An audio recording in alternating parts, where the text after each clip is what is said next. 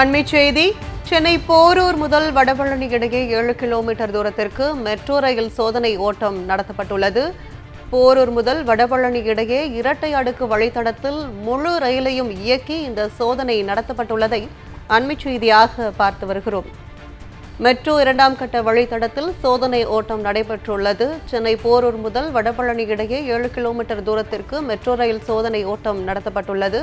போரூர் முதல் வடபழனி இடையே இரட்டை அடுக்கு வழித்தடத்தில் முழு ரயிலையும் இயக்கி இந்த சோதனை நடைபெற்றுள்ளதை அண்மைச் செய்தியாக பார்த்து வருகிறோம்.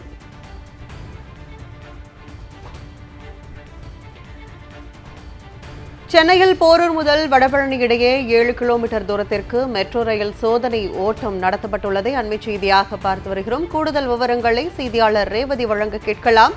வணக்கம் ரேவதி, இந்த போரூர் முதல் வடபழனி இடையேயான மெட்ரோ ரயிலின் சோதனை ஓட்டம் குறித்த விரிவான விவரங்கள் என்ன?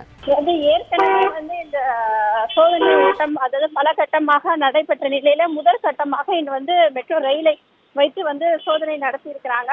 ஏற்கனவே ஒருங்கிணைந்த கணினி சோதனைகள் வெற்றிகரமாக முடிக்கப்பட்டிருந்தது. இதுல சில நாட்களாக மின்மயமாக்கல் மற்றும் சிக்னல் சோதனைகள் தீவிரமாக நடைபெற்று வந்த நிலையில இன்று மெட்ரோ ரயிலை வைத்து முதற்கட்ட சோதனை நடத்திட்டாங்க. இது வெற்றிகரமாக நடைபெற்றிருக்கிறது கற்பகவல்லி.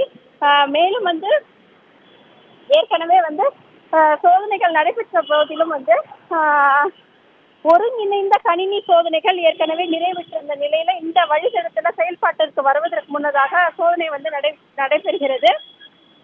மொத்தம் 45 நிமிடங்கள் 7 நிறுத்தங்கள் வழியாக இந்த சோதனை நடைபெற்றது. சென்னையில முதல் டபுள் டக்கர் மெட்ரோ வழித்தடம் இது என்பது குறிப்பிடத்தக்கது. இதுல போரூரில் இருந்து வடபழனி வரை 7 கிலோமீட்டர் டவுன்லைன் டிராக்ல தற்போது இந்த சோதனை நடைபெற்றிருக்கிறது. மேலும் 3.75 கிலோமீட்டர் தொலைவிற்கு இரட்டை அடுக்கு மேம்பாலமாக அமைய உள்ளது குறிப்பிடத்தக்கது. கற்பகவல்லி, இந்த மெட்ரோ ரயில் சோதனை ஓட்டம் குறித்த விரிவான விவரங்களுக்கு நன்றி ரேவதி.